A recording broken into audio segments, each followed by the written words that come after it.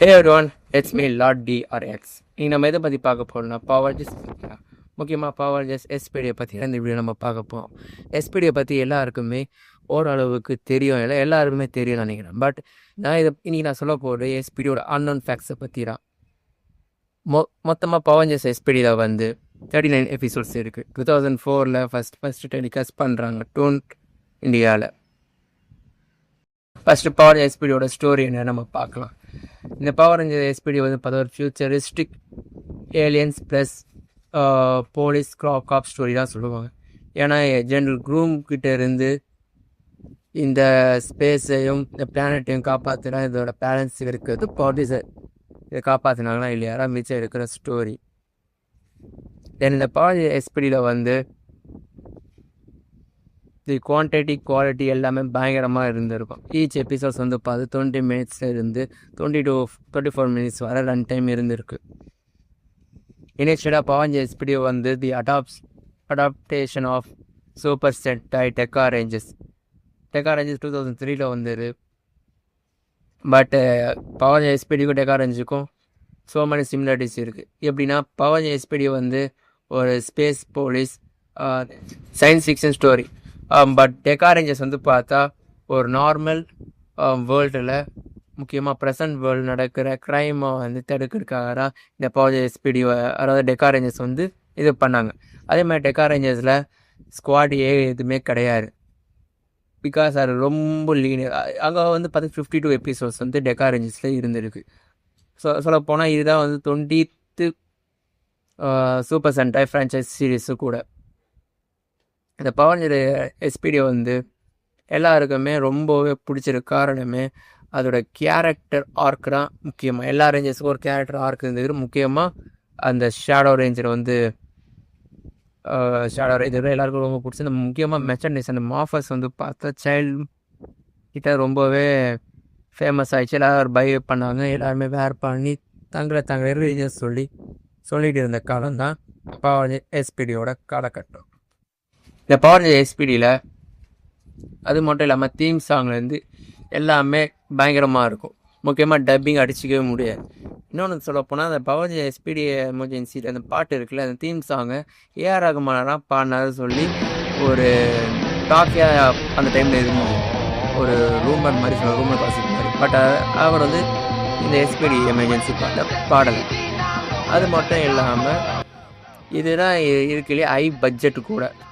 இந்த டிஸ்னி ஏரால் 2002-3 இருந்து 9 வர வந்த ஃப்ரான்ச்சைஸ் சீரீஸில் பவர் எஸ்பிடி தான் ரொம்ப ரொம்ப பட்ஜெட் அதிகம். லிட்ரலி 180 crores நான் சொன்னேன், அதுதான் அதோட பட்ஜெட். பட் இதோட பிளானிங் பார்த்தா ரொம்பவே எக்ஸ்ட்ரா நிறையா இருக்கும். முக்கியமாக இது டிஃபர் ஆகிற ரீசனே பார்த்தா அடாப்டேஷன் இருந்து நியூ சீன்ஸ் அவங்க க்ரியேட் பண்ணாங்க. அதனால ஓவர் பட்ஜெட் ஆகிடும். ஈச் அண்ட் எவ்ரி ஒன்று காஸ்டியூமாக கொடுத்தாங்க. அது மட்டும் இல்லாமல் டெக்கா ரேஞ்சர்ஸில் ஒமேகா ரேஞ்சருக்கு பார்த்தா அவன் ஃப்யூச்சர்லேருந்து வந்தவனா இருக்க மாட்டான். அவன் ஒரு ஸ்பேஸ் போலீஸ் மாதிரி வந்திருப்பான். பட் எஸ்பிடியில் அவன் ஃப்யூச்சர்லேருந்து வந்த ஒரு ரேஞ்சர்னு சொல்லியிருப்பாங்க. தென் எல்லாம் யோசிப்பாங்க. எல்லாருக்குமே அன்மாஃப் பண்ணி காட்டியிருப்பாங்க, பவர் டவுன் பண்ணி. பட் ஒமேகா ரேஞ்சரை மட்டும் காட்டாத காரணம் பட்ஜெட் இஷ்யூ தான். பிகாஸ் இவங்க எக்ஸ்ட்ராஸ் சீன்ஸை பார்த்தா அடாப்டேஷன் இல்லாமல் அவங்க ஓனாக க்ரியேட் பண்ணனால பட்ஜெட் இஷ்யூ ரொம்பவே வந்திருக்கு. அதனால் பார்த்தா ஒமேகா ரேஞ்சருக்கும் சரி ஃபேஸை ரிவீல் பண்ணியிருக்க மாட்டாங்க. பட் ஃபைனல் எபிசோடில் யார் டூப் ஆர்டிஸ்டாக போட்டாங்களோ அவங்களே ஃபேஸை ஷோ பண்ணுற மாதிரி காட்டியிருப்பாங்க. இது சொல்லப்போனால் one of the success ratio சொல்லலாம் இந்த டிவி சீரீஸ் மட்டும். முக்கியமாக பவர் எஸ்பிடி மற்ற ஃப்ரான்ச்சைஸ் சீரீஸோட டிஃப்ரெண்ட்டாக தெரியுற ரீசன் என்னென்னா, இது மற்ற பவர் ஸ்டோரி மாதிரி இல்லாமல் கொஞ்சம் டிஃப்ரெண்ட்டாக இருக்கும். பிகாஸ் இந்த ஃபுட் ஜென்ரல் இவங்களாம் இறந்துட்டா ஆட்டோமேட்டிக்கலாக ஹியூஜாக ஜெயிண்ட் ஆகிற மாதிரி காட்டியிருப்பாங்க. பட் இதில் மட்டும் அந்த மாதிரி எதுவுமே காட்டாமல் அந்த ரோபோட்ஸும் சரி அந்த ஏலியன்ஸும் சரி ஆட்டோமேட்டிக்கலாக ஜெயிண்ட் மாஸ்டர் ஆகாமல் they using separate Megazords and giant robots. இது பார்த்தா மற்ற பவர் சீரீஸோட ரொம்ப யூனிக்காக ரெப்ரசன்ட் ஆயிடுச்சு. இதோட எப்படி சொல்கிறது, எஸ்பெஷலி ஷேடோ ரேஞ்சர் பார்த்தா நம்ம ஜாப்பனீஸ் அடாப்டேஷனில் டெக்கா ரேஞ்சர் பார்த்தா ஒரு மனுஷ வேஷம் போட்டுற மாதிரி இருக்குமே தவிர்த்து ஒரு மனுஷ வேஷம் போட்டுறான்ப்பா அப்படிதான் தெரியும். பட் நம்மளோட அமெரிக்கன் வெர்ஷனில் மட்டும் அந்த ரியல் டாக் வந்து ரேஞ்சர் ஆகிற மாதிரி காட்டியிருப்பாங்க. அதுக்கே பட்ஜெட் ரொம்ப ரொம்ப ஒதுக்குனாங்க. அதுக்கு மட்டும் ரொம்ப பட்ஜெட் ஒதுக்குனாங்கன்னு சொல்லி ஒரு பேச்சும் போயிட்டு இருந்தது. சொல்ல போனால் எல்லாருக்கும் அந்த டவுட் இருந்திருக்கும், அந்த டாக் மூஞ்சி எப்படி வந்து ஹெல்மெட்டுக்குள்ளே கரெக்டாக இருந்தது. அது ஒரு தியரி இருக்கும், அந்த டாக் ஃபேஸ் வந்து இப்படி பெண்ட் ஆகியா, அதெல்லாம் இல்லை. அதோட இது வந்து பார்த்தா பவர் காஸ்மிக் ஃபியூரியில் வெப்பன் மாஸ்டர் சொல்லி சில பேர் இருப்பாங்க. அவங்க வர வந்து பார்த்தா பவர் ரேஞ்சர்ஸும் பவர் ரேஞ்சர்ஸோட பவர் அவங்க மாஃபஸுக்கு அவங்க க்ரியேட் பண்ணியிருப்பாங்க. லிட்ரலி வந்து பார்த்தா பவர் ரேஞ்சராக நம்ம ஷிஃப்ட் ஆகும்போது ட்ரான்ஸ்ஃபர் ஆகும்போது நம்ம எந்த இதில் இருந்தாலும் எந்த கெட்டப்பில் எந்த அப்பியரன்ஸில் இருந்தாலும் நம்ம வந்து ஆட்டோமேட்டிக்காக ஒரு 5.6 ஃபீட்டுக்கோ இல்லை 6 ஃபீட்டுக்கோ ஆட்டோமேட்டிக்காக நம்ம பாடி வந்து ஹியூமன் ஃபார்ம் ஷிஃப்ட் ஆகிடும் சொல்கிறாங்க. அதோட இது வந்து பார்த்தா 90s அந்த பவர் டர்போட மைண்ட் இருக்குது. ஒரு சின்ன பையன் ஒரு 4 அடி இருக்கிற பையன் வந்து கரெக்டாக வந்து 5 ஃபீட் to 6 ஃபீட்டுக்கு ட்ரான்ஸ்ஃபர் ஆவான். செகண்ட் எக்ஸாம்பிள் வந்து பார்த்தா பவர் ரேஞ்சர் டைனோ சார்ஜில் வந்து பார்த்தா நம்ம வந்து சில்வர் ரேஞ்சர் வந்து ஒரு ஏலியன், லிட்ரலி அவர் வந்து ஒரு பேர்ட் டைப் ஆஃப் ஸ்பிரிட். அவர் வந்து பார்த்தா பவர் ரேஞ்சர் ஆகும்போது லைக் ஹியூமன் ஸ்ட்ரக்சர் பாடியிலராக அவர் இருந்தார். வெப்பன் மாஸ்டரோட பவரே வந்து பார்த்தா நீ என்ன அப்பியரன்ஸ் என்ன ஆப்ஜெக்டில் வேணாலும் இருந்துக்கோ, பட் ரேஞ்சர் ஆகும்போது you may be in human structure ஃபார்ம்னா அந்த இது தெரியும்.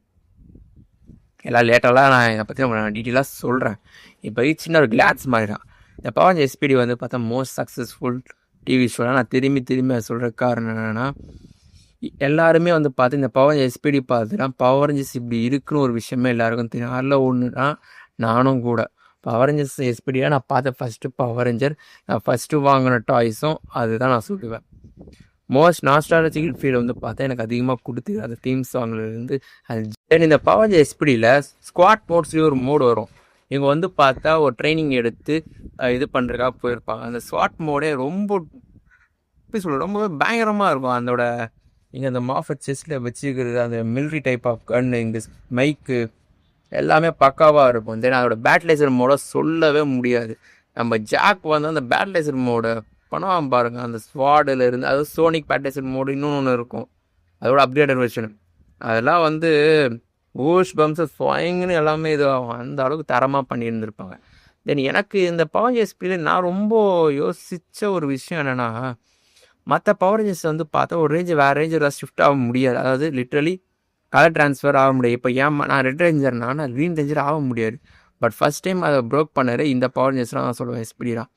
ஏன்னா ஒரு எபிசோட வந்து பார்த்தா ஸ்கை வந்து ப்ளூ ரேஞ்சர்லேருந்து ரெட் ரேஞ்சராக மாஃப் பண்ணி மாறி இருப்பான்.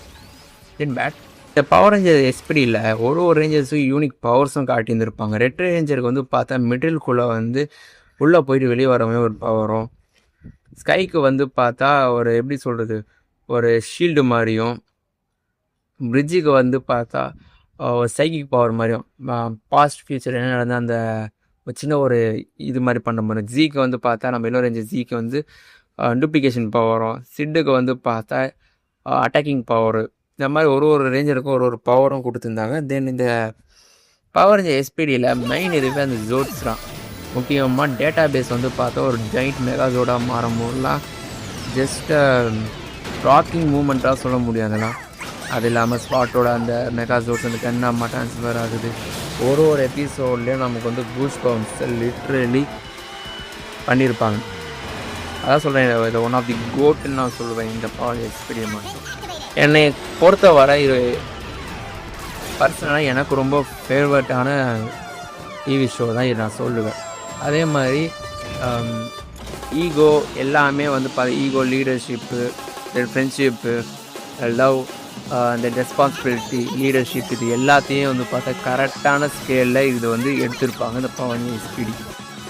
பட்டு பட்ஜெட் இஷ்யூனால் மோஸ்ட்டாக இந்த பவர் எஸ்பிடி கேரக்டர்ஸை அப்கமிங் அந்த ஃப்ரான்ச்சைஸில் அந்த அளவுக்கு யூஸ் பண்ணலை.